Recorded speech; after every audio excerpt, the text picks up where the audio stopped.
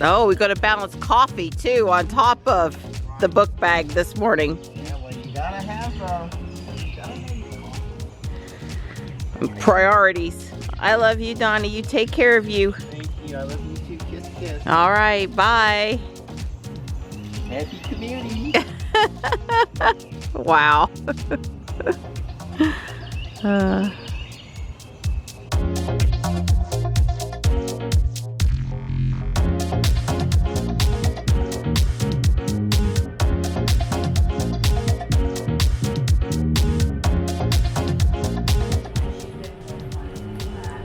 Okay, here I am on the bus. I got a couple photos, but there's quite a regular crowd. They said it's down a little bit this morning because school's in session.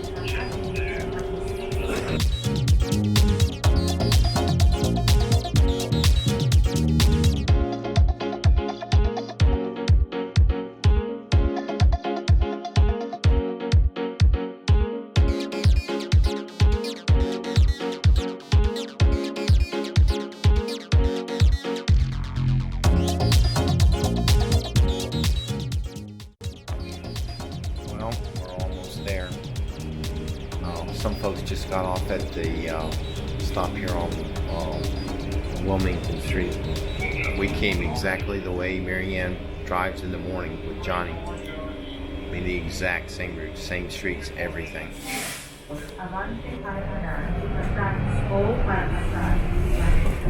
Please remove your trash when exiting the bus.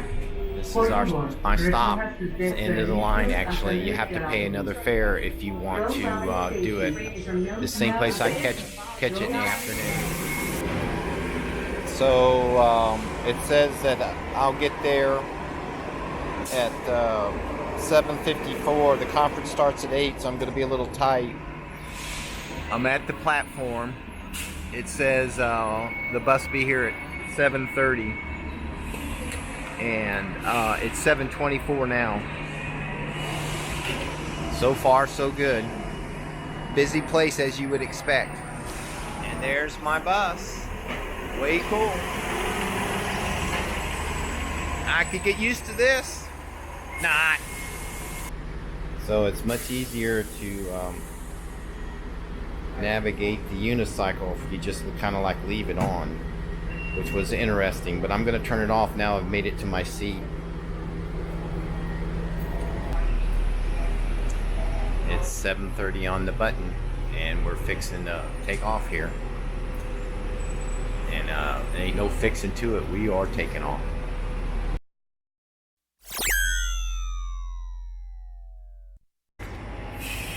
So they've got the Citrix bicycles down here, which are sponsored by the city of Raleigh. You have to put them in the dock. That is not a leave it anywhere. You get charged from the time you leave the dock to the time you put it back in the dock. So some of the buses are compressed natural gas.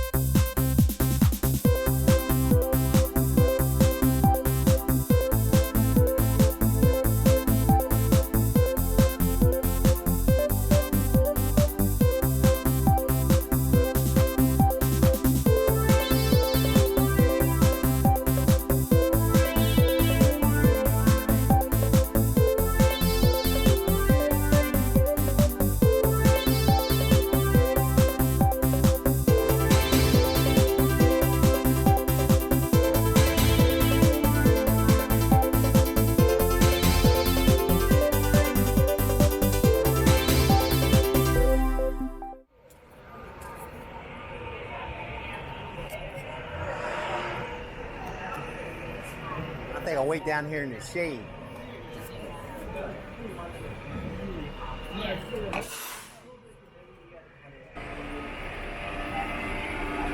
So we're gonna get a compressed natural gas bus.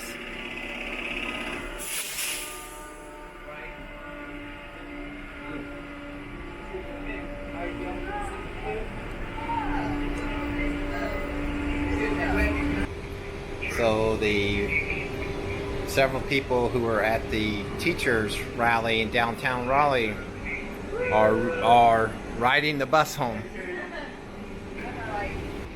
So we're almost there. Just a little bit more.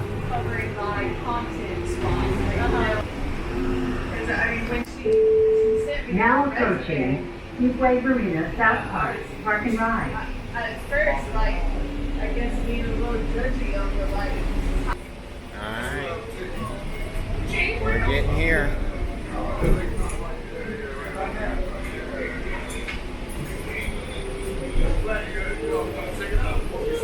We got here quick. Yeah, that's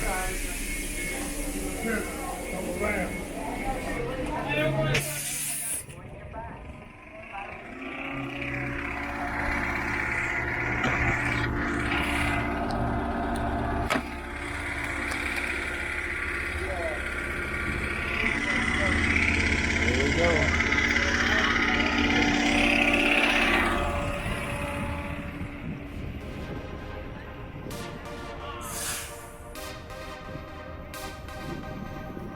Here we go. That was pretty cool.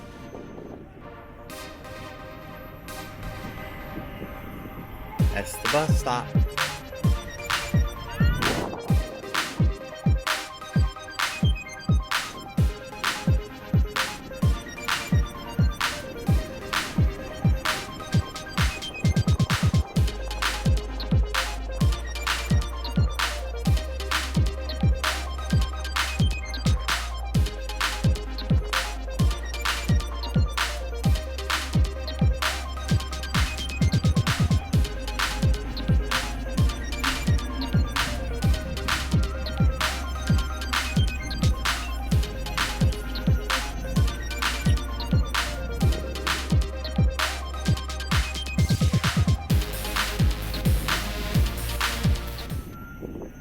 This is the same way I run when I run. This is the trail that cuts back to the road that goes to our house.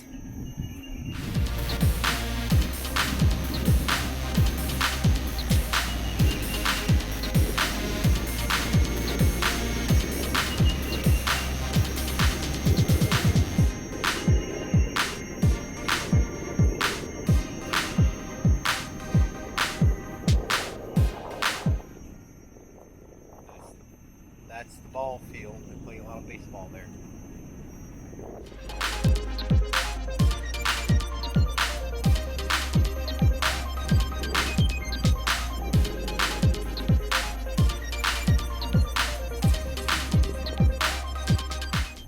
That's an LED light. They put it in. They were on this morning when I rode up.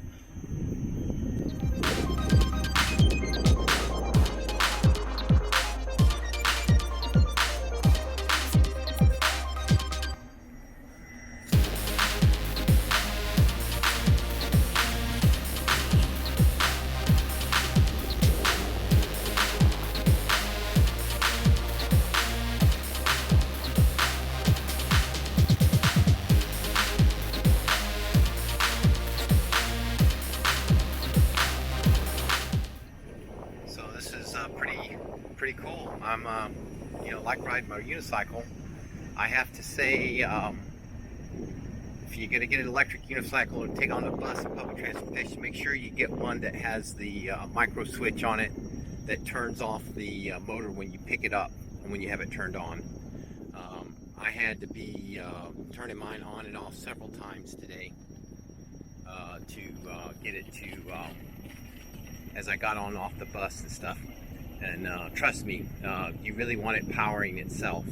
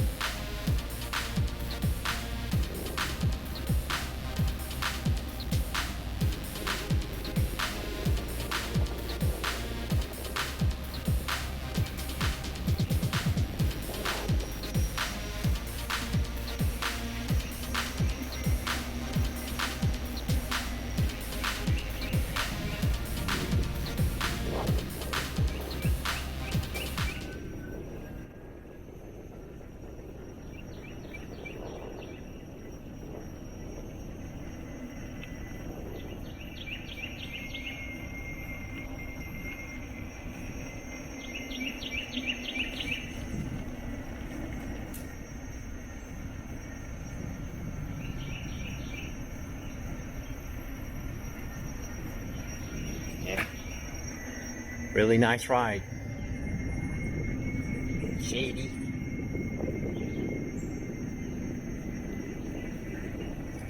It's hot. It's like 88 degrees. The humidity's low though.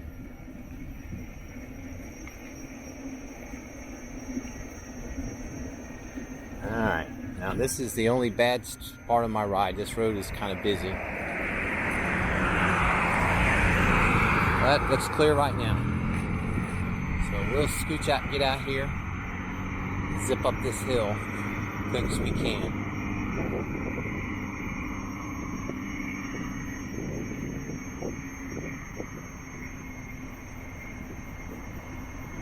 Yeah, I can hear a car coming behind me.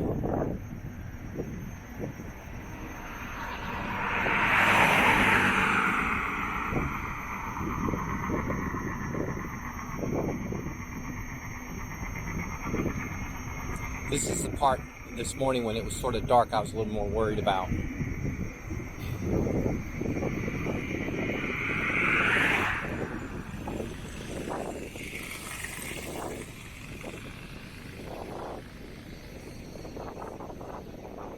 This is sort of a, I wouldn't call it a blind curve, but it's sort of a curve that cars kind of really zip around. And, you know, some crazy guy on a unicycle, you know, gets splattered. But luckily I don't have to go very far.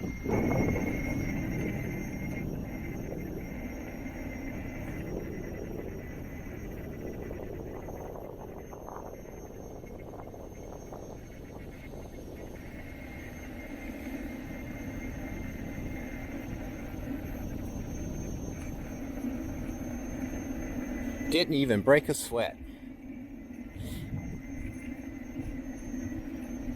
You gotta be careful hitting this lip. It's kind of a real lift there. But that's the advantage of a 16-inch wheel. It can go over pretty high lips like that. Uneven pavement, things of that nature doesn't really bother it. And now here's our infamous hill at the driveway here, but she just zips right on up it, no problem. There it is. I'm home.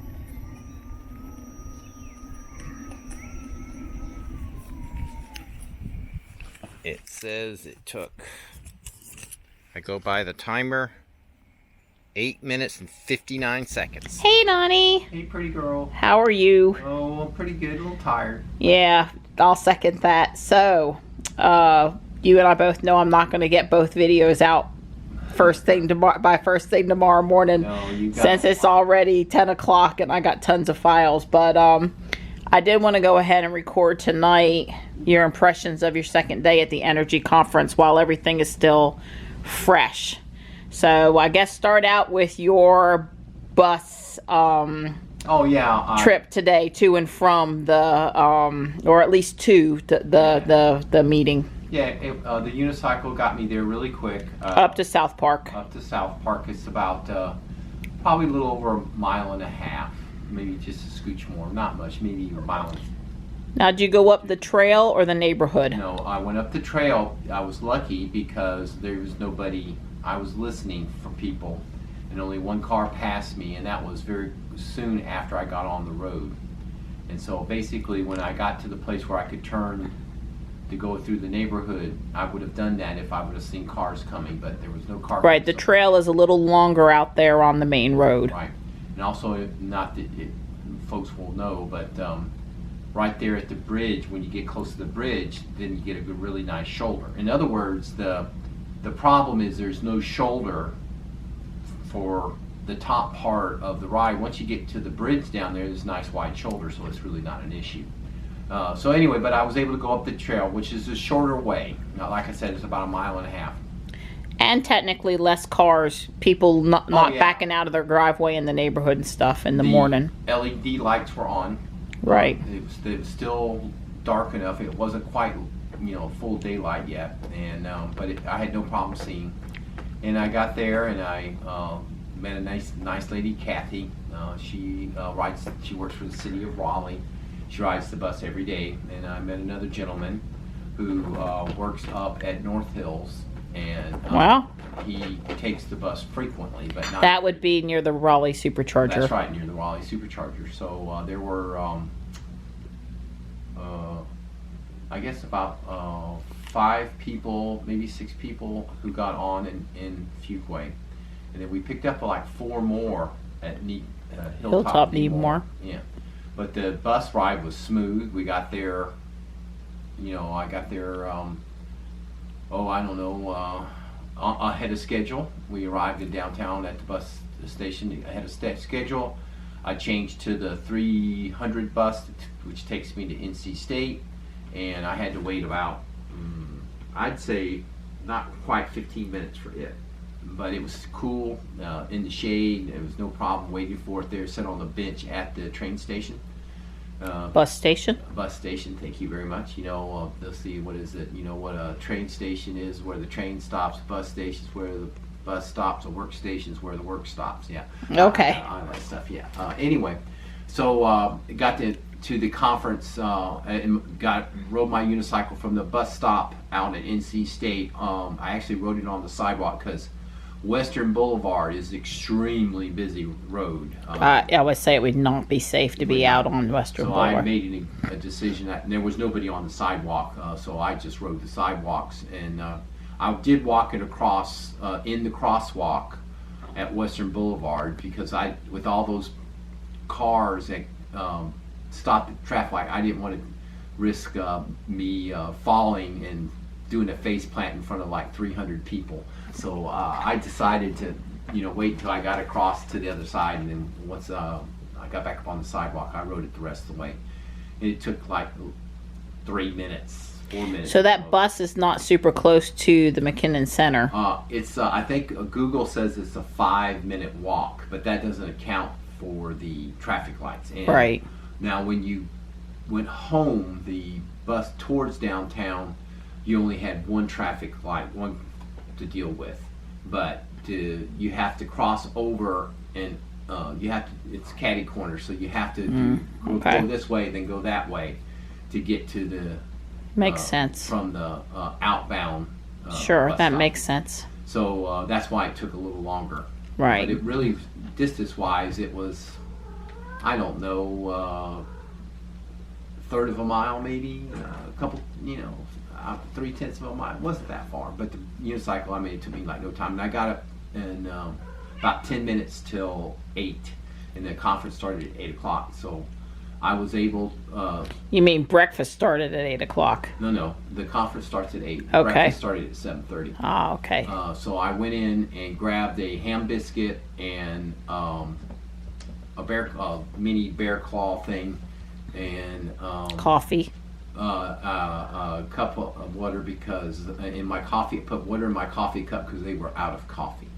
So when I get my valuation, I'm probably going to say, you ran out of coffee. But, because I needed more coffee. But went in.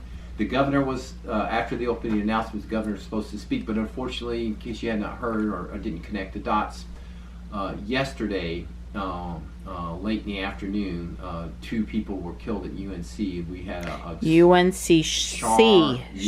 UNC Charlotte. I know because I graduated That's from right. college from this university. Yeah, we had a school shooting, and the governor went down there to deal with that. And when I got home tonight, I was watching the news. The governor was actually speaking to a group of people from Charlotte. So he really was in Charlotte. So he canceled, but he sent the head of The Department of Energy, you said, yeah, or the the environment or Secretary something. of Environment, environmental quality. Anyway, he spoke really well. He answered questions. I enjoyed his speech quite well.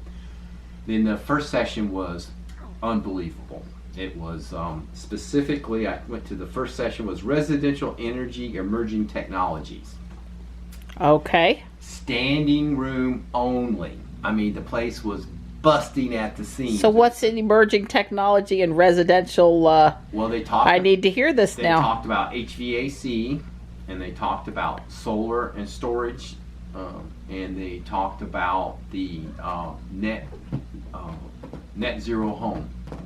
Just in case you were wondering, the little cat thinks it's playtime. Right. So Dawn's talking and she's down there having a good old time. So the HVAC was talking, was a modeling that had been done for Fayetteville, North Carolina, of a typical 3-bedroom home that was built in 1985 with a 10 SEER, a 14 SEER, and a 17 SEER, plus a split of the new ductless heat pumps, and then of course a geothermal. And it compared and contrasted the costs, and specifically paying attention to the demand costs. Because remember, right now we just pay for time of use. So our electricity Right. rates, Well, you said you have a concern about our heat pump taking a defrost cycle during our peak time, and you can't control that. That's right. And that frustrates you. That's right. And but in today's world, we're billed for time of use. We're not billed by our demand. In other words, the fact that our heat pump kicks and does the heat strips during peak, 6 o'clock in the morning when it's peak. In the wintertime, the heat strips kick on. I'm certainly paying a higher rate for the electricity I'm using at that time, the power, but I'm not charged demand. My demand goes up, and but they are more and more people, especially people with solar, they're having to switch to a rate program that not only is based on time, but based on their peak energy draw. And so things like heat pumps in the future could cause you to, if the heat strips kick on at the wrong time, they could cause your instantaneous demand, a 15-minute window, where it's going to set your rate for the rest of the month. It could trip it, and you could end up with expensive energy bills. So being able to model this type of information will help, because remember, demand is part of the smart grid, right? We used to have a dumb grid. You just use electricity when you want. You pay the same thing all the time. Well, the smart grid is you use electricity when it's economical for you, and when you mess up, you're going to pay for it. And so that's pretty much, this is to help solve that. So that was interesting. But the solar was very interesting. So I would definitely say the solar company out of Cary, I had met this Stu. I had met this gentleman before. I don't remember his last name, but he Yes Solar, YES Solar, out of Cary, and they do a lot of Tesla wall chargers. So if you're in the Raleigh area and you want a wall charger, they install a lot of Tesla wall chargers. They do solar, and they do Tesla power walls. And he was very knowledgeable about all three of those things. And he says they do about 5 Tesla chargers a week. Wow. Wow, that's what I said. That's a lot for this area. 5 Tesla chargers a week. Well, where's ours? Well, Yeah. out in the garage. Yeah. I've already installed it. Oh, you mean the wall charger, not Right, the he power wall? installs them. Right. In other words, I've Oh, installed okay. ours. Well, that still says a lot of Model 3 owners are Right. putting them on. Right. And then the last was a younger man. He was well educated. He'd gotten several degrees and certifications for low energy building construction. He's building 4, or his company that he works for is building 4 net zero homes in Raleigh. They've almost done with the first one. They're going to be basically 4 identical homes on a lot. I don't want to say there's a lot, but they don't have very big yards. But they do have advanced HVAC. Well, they call it, they split the H and HAC and the V are separate. In fact, that one of the more interesting things is what they're doing in Raleigh, North Carolina, to recycle the air, because the houses are airtight, so they have to draw in outside air, and then of course heat or cool it, dehumidify it, and exhaust the stale indoor air. So he says the air exchange thing runs 24 hours a day, 7 days a week, 365 days a year. He says it doesn't draw very much, it's a very small fan, but it runs continuously. And he said that they can get close to 95% of the energy back. In other words, the heated air leaving the house in the wintertime, 95% of the heat in that air is captured by the cold coming air coming in. So they're only wasting 5% of the energy to do this, which is extremely efficient. I was very impressed with that. But what got me more is he says they can do 65% of the dehumidification. You know, it's easy to have these kinds of air exchanger things up in Canada and New York and Montana. They ain't got any humidity. But down here, you know, we've already had several very humid days, and you know, here in another month we're just going to be oppressive humidity for months. So, you know, how do you get the humidity out? You may be able to cool the air down, but you won't get it below the dew point to get the humidity out of it. Well, they have technology that allows to do that, and they get 65% of the humidity out with basically running it through this exchanger, which is basically powered by a fan. Which of course interested you because we run a whole house dehumidifier. We run a whole house dehumidifier. Well, excuse me. He said if your house isn't airtight, the air is, you know, you're exchanging air anyway, so you might as well make your house airtight and know exactly where your air exchange is occurring, so you can actually solve the air exchange problem versus a house like ours that leaks out of every nook, cranny, window, gap. You know, you can't solve our air leakage, our infiltration, our air exchange problem. You can't really solve it. I mean, we can caulk windows and stuff like that, but you can only go so far. I mean, literally, this house has vapor barriers on the inside and the outside. It has two walls. It has the wall that you consider your stud framing type stuff with your electrical wires, but behind that wall is another separate wall that is like 9 inches thick of nothing but insulation, and it's 6 foot on center. So it only has a stud or support every 6 feet, and it goes all the way from the foundation all the way up. It's a 2-story house, so it's really 3-story. It has a basement, a first floor, and a second floor, so it's three stories, and it's on 6 foot posts on center. And those, they try to keep they call that bridging, where they have to put structural elements in there. They call that bridging, so they try to keep the bridging to a minimum. They put the windows, instead of, you know, we're used to the windows being on the outside of the house. The glass is basically more or less flush with the exterior of your house, you know, even with the siding, let's say. But that's not what you're supposed to do from an energy efficient thing. You're basically supposed to put it dead in the middle. And when you have like a 9-inch wall plus a standard 5 or 6 inch wall, that's like 15 inches. So it's recessed like 8 inches into the wall, the opening. So the windows are all recessed. And that gets this, again, this bridging concept that it handles that.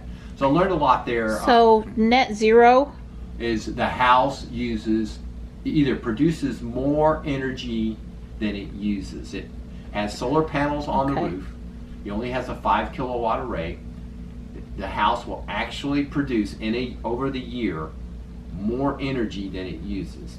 It only has like it's a 3,500 square foot house.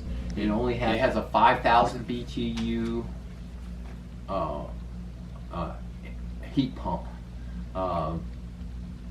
and which is basically what a small room air conditioner is, and that's enough to air condition a 3,500 square foot home. And it has a chiller.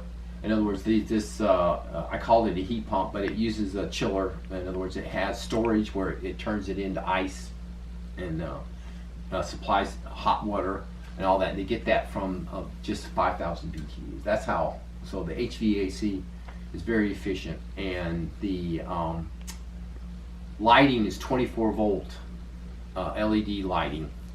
All the recessed lighting, and there's a lot of it in that house, is all 24 volt. That way, instead of having each LED bulb, you know, when you buy an LED bulb at Home Depot, it actually has a driver that turns the AC into DC to power the LED. And that driver wastes a fair amount of energy.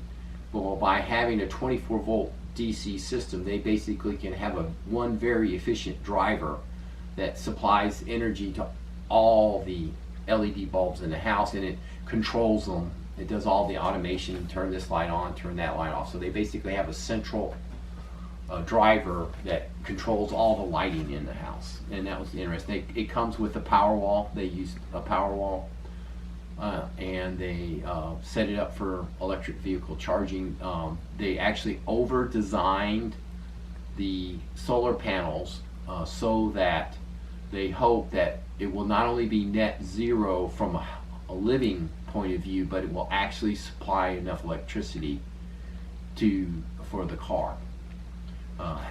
Charging an electric car and still being net zero is not, saying a lot. It's saying a lot. Yeah, because we know how much of our energy consumption is really Ruby versus us living in the house. Well, this house that they're working on is literally weeks away. They've gone through the inspections, and they said it has been a real challenge. There were several contractors in this room, and they asked contractor questions, and I don't fault them, but it's like there is no building technique that was used on this home that had anything to do with the way anybody in that, well, I shouldn't speak that generally. Basically, this was like I talk about, you know, thorium reactors. It ain't your granddaddy's nuclear energy is totally different. You know, well, this is building a house a totally different way. The types of homes most builders build, even custom builders, they do not look anything like this. And he was going for like LEED certification. There's this very high European certification, and these homes were going to be the first homes in the Southeast to get that. That was their goal. So these were really pushing the limits on energy efficient homes and building techniques. And they, like, all the installation was old newspaper, ground up newspaper. All the stuff was tried to be recycled materials. There isn't, I shouldn't say there's not space age technology here, but they really tried to use as much of the natural stuff that was recycled versus new created stuff as they could to build this home. So is it available to tour once it's done? Are they selling it and someone's actually going to live in it? Is it an educational thing? No, it's not education. This is to make money. They asked the question if they thought, somebody asked him if they thought they were going to make money, and all he would say is he hopes so. Well, he's going to get better at it the more they build, right? I would be, well, this first one, you know, it's kind of like building a Tesla. You design it and you build it, and then you got a lot to learn. That's right. Well, the thing and quantities of scale and improvements, and you bring the price down. Everything, every component of this house, every wall, the ceiling, the floor, everything all had to be modeled, and you have to submit the data and the model to this authority to get this certification. Sure. Well, the key thing is, this is the first one. He's going to build 4 of them exactly like this. I mean, I think the external color is going to vary, but the actual construction techniques and how everything is done. So the first one's taken a lot of time and cost him a lot of money. The second, because he's even having to fight building codes, like they couldn't, the builder, the inspectors could not deal with there's an inside wall and an outside wall. There's nothing in the exterior wall, this 9-inch wall, but insulation. That's all that's in that wall. And they just couldn't come to grips with that because they had already insulated it, and the inspector came out to look at it, and he said, well, you're going to have to, you know, I didn't get to see what you put in that wall. There's nothing in the wall but insulation. And they did win. They did get him to come around, but they had to fight that battle, he said. So, you know, it's the world's changing. So we'll see. And then that young, like I said, he was young. He was probably under 30. So are these in Raleigh city limits somewhere? Yes, I believe so. He never actually said exactly where they were. Huh. Yeah, I know. Okay. That's because he didn't want me driving by there tomorrow morning going, there's that There's house. that house. Oh, well, he did say that these net zero techniques, you can build, you can look like your classic house, like you would like it to look, this antebellum type thing or whatever. You could do all of those things. It's just the more angles and corners and what do you call those? The elevations, all those changes on the outside, they just cost you more. It's, every one of those has to be done. So these net zero houses that he is building, I swear to God, I thought they were attractive. I would live in one. But they were more akin to what a 3-story mobile home would look like. They're very square. The windows are all really square. Rectangular. It's modern, but he said that, just having a long wall with a cup windows in it is very energy efficient, and it's less expensive to build using these techniques. Whereas if you have all these dormers that jump out and things like that, that drives the cost up. So Interesting. Anyway, and that was because he's trying to get this really high certification. You can be close to net zero and do really well and probably, I don't say skimp, but get around some of these advanced techniques. But if you're going for this particular type of certification, you want to keep it, take a rectangle or a square, and that's what and stick with it. Don't try to do any curves. That could get expensive. All right, so no Tourette. I understand. No turrets. At the lunch speaker, he was really good. He was from, it was encouraging. He was from Procter & Gamble. His name, because they've got it here in the book, was James McCall, Global Product Supply Sustainability Leader for Procter & Gamble. Procter & Gamble has like 150 plants around the world. There's 7 billion people on Earth. They sell to 5 billion people buy something from Procter & Gamble. So like Donnie Tide. That's all you need to know right there.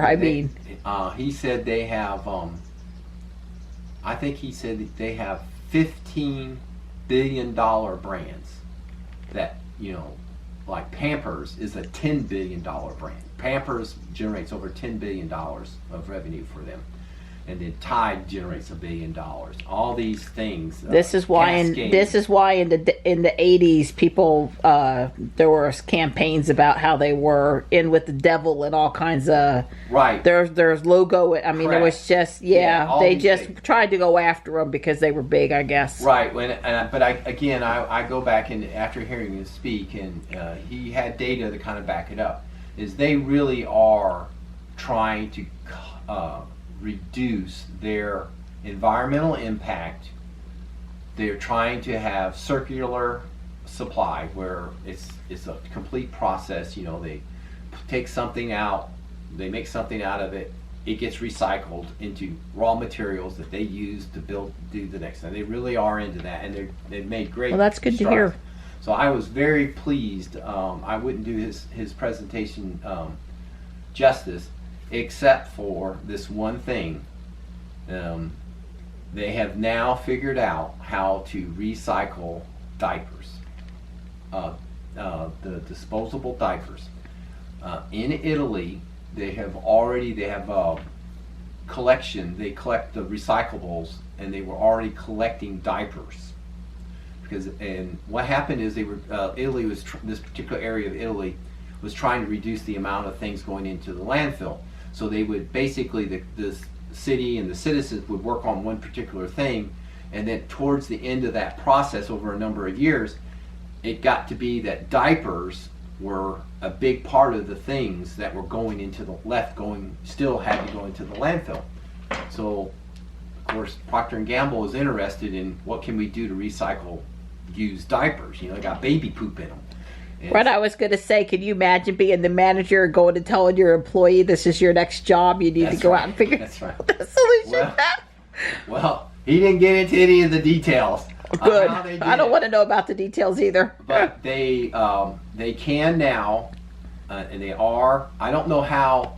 He did say that it worked in Italy economically, like it was like break even, because the city basically, or the trash collectors, delivered the diapers to them.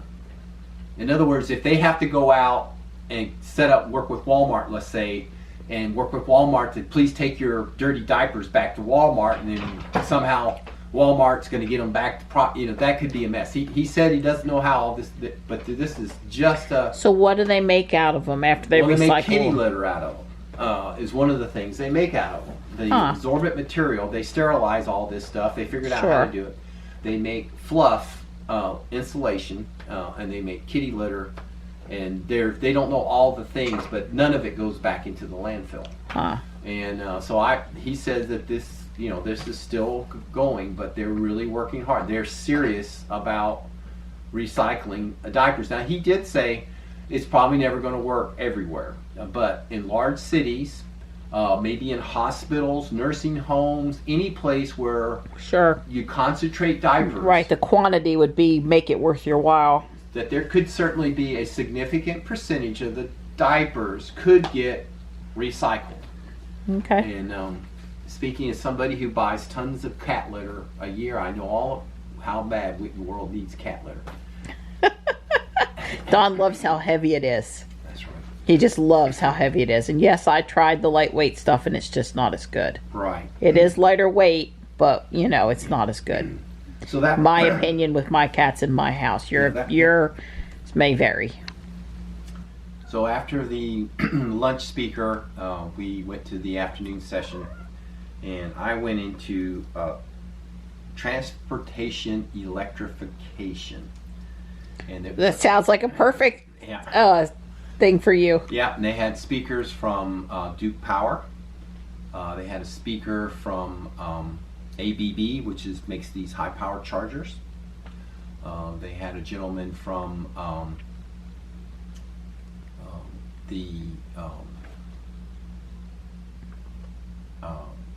ChargePoint, an executive from ChargePoint, and the last gentleman was from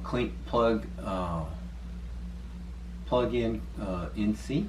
Okay. All right, we knew him. You would have recognized him. Yes, sure. And the last gentleman was a guy from Asheville, that Brightworks. They do EV charging solutions that are solar powered.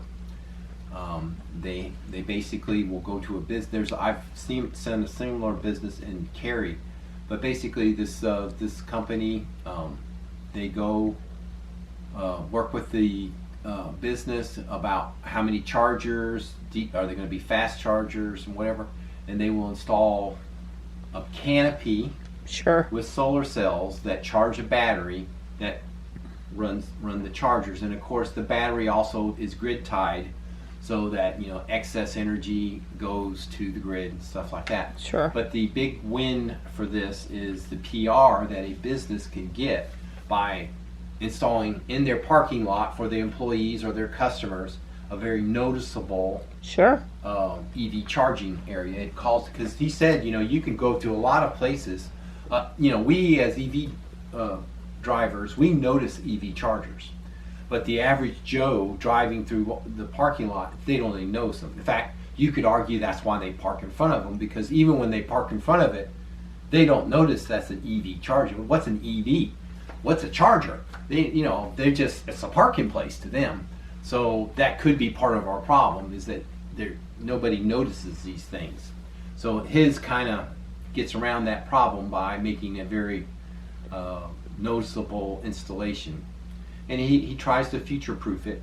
He was interesting, but he was of course talking about making chargers sustainable. The Duke guy was talking about he was the head of electrification for transportation at Duke. That includes not just EV chargers, but school buses, anybody who wants to do electric vehicles. And I wouldn't call Duke is just, at least it's on the radar. They've got somebody in charge of it. They're definitely looking at this, looking at that, looking at that. But at this point, they haven't implemented anything. In fact, it kind of cried out to me. Tesla is doing semis for Walmart and a bunch of other customers. I don't know if there's somebody in North Carolina who's buying numerous Tesla semis, but I would say that if they got a hold of this Duke guy, he would love it, because yes, Tesla's going to do the charger. They're not trying to sell the charger to the company. What they're trying to do is understand the infrastructure for large transportation. They get the home chargers. Sure. They get the level 2 charger in the parking lot of some business. They even get maybe the fast chargers, the DC fast chargers. But the commercial implementation, of a UPS with a lot of electric vehicles and a lot of charging, or like Walmart with 32 electric trucks Sure, a leaving fleet. something, that's important. So I would hope that they're looking for the right customers to work with them, so that they can get exposed to the future. The ABB guy was also along those lines. Yeah, we know about these 300. As far as this guy is concerned, a 350 kilowatt charger is just a big yawn. He's focusing on the mega chargers, the ABB equivalent of a mega charger, and how those are going to be implemented. And they made an example. I like it. They're thinking big. Thinking big. Your typical power plant is a 1 gigawatt. It has to do with the turbines, the generators. About a 1 gigawatt is you may have multiple 1 gigawatt turbine generators at a nuclear plant or a coal plant, but they're basically approximately 1 gigawatt increments. Well, he basically put a chart up that showed how, if you get just a few hundred cars plugging in at the same time, the demand can go from 0 to an entire power plant. That the potential is there. It could happen. Especially when you get commercials that are megawatt chargers.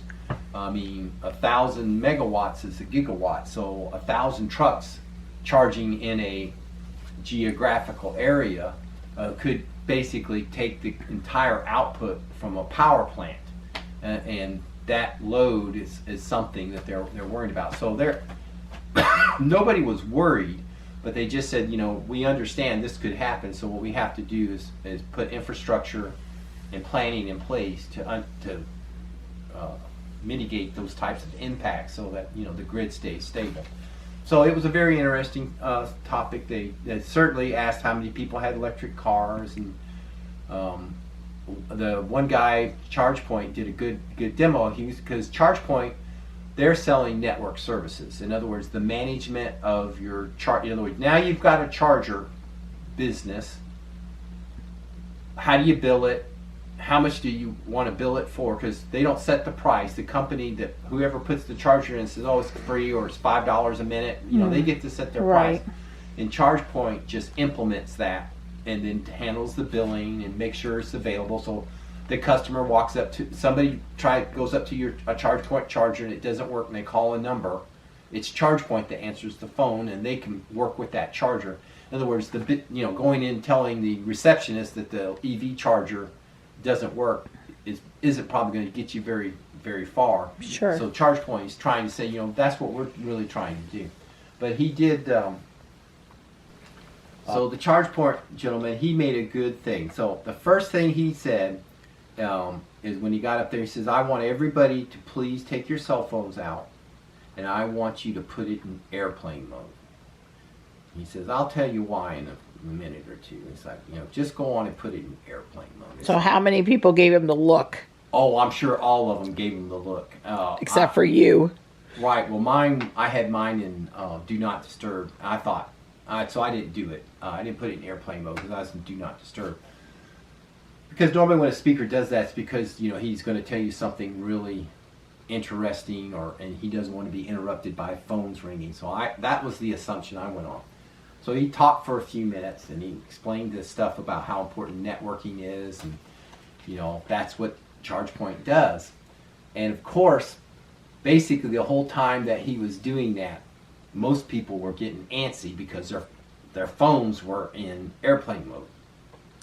So he had a couple minutes, 5 minutes went by. Says, okay, now you can take your phone out of airplane mode and go back. And she says, now what a relief. And he says, this is that not being able to connect. People is the same sensation that people have when they don't know about their charging in an electric car. In other words, you don't know if the charger's up, you don't know if it's down, you're not connected. And what ChargePoint does is that anxiety that you would feel being disconnected from the world because your phone's in airplane mode. That's what ChargePoint does, is it basically gives you connectivity into the charging network. And they're willing to do other people's, by the way, and allows you to see and have visibility that there's 5 chargers, they're up. Very analogous to Tesla supercharger, but they're trying to implement that for everybody else. And I thought that was a very interesting thing, is that, some people, they can't go 5 minutes with their phone not connected. So, when you get in an electric car and you don't know where you're going to charge, you're going to have a very similar reaction. So I thought that was good. Anyway, that was the last session for me. The very last session of the day I skipped out on and rode the bus home. And the bus home was easy. I rode my unicycle back to the bus stop. I talked to a young man who was waiting for the bus there. Got the bus to downtown, and it was hot. It's like baking hot.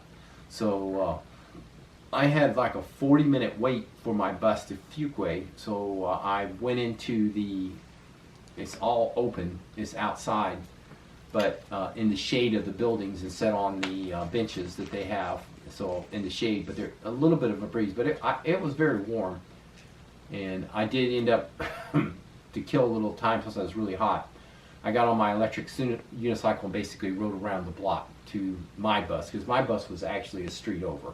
It doesn't go into the platform area, which is where all these benches, it picks you up out on the street. Right. So I rode around the block the long way to get to my bus stop. And so I have actually now rode my unicycle in downtown Raleigh. Wow, way cool. The ride home, I was impressed. There were about 13 people on the bus on the way home. We picked up a couple more people. There's 2 stops before it gets out of Raleigh. And then about 6 people got off at Hilltop Needmore. And then the rest of us got off at Fuquay. But, I have to say, taking the bus was, other than not knowing, was it really going to be here at that time? Am I going to make it? Is this the right button? Google Maps made that real easy. And now that I've done it, if there was some reason I needed to be in Raleigh all day, or any part of Raleigh all day, that fit this first thing in the morning, late afternoon schedule, I would take the bus, especially if you're going to have to pay for parking. Right. One of our regular viewers pointed out that speed limits are now in Google Maps too. That's right. So that, recently like you said, they've added some really nice new features in there. I showed there were 3 teachers. Today was the reason the kids were Oh goodness, did you have? Right, there were 3 teachers from Fuquay on the bus with their red shirts on. There was the teachers protested for education in downtown Raleigh today. So these 3, they said, were expecting how many people? Oh, there was a lot. It was 100,000. I was going to say at least 50,000. Yeah, it was a lot of people. And I showed them Google Maps with the bus, and because they don't ride the bus every day. They were like me. Either, yeah. Yeah, it was easy to catch the bus. You don't have to pay for parking, and they were going to be walking around downtown anyway, so might as well just take the bus into town. So they did that, and they thought that was pretty neat. So I would tell you, if you, in your city, try Google Maps and see what it does for your bus service.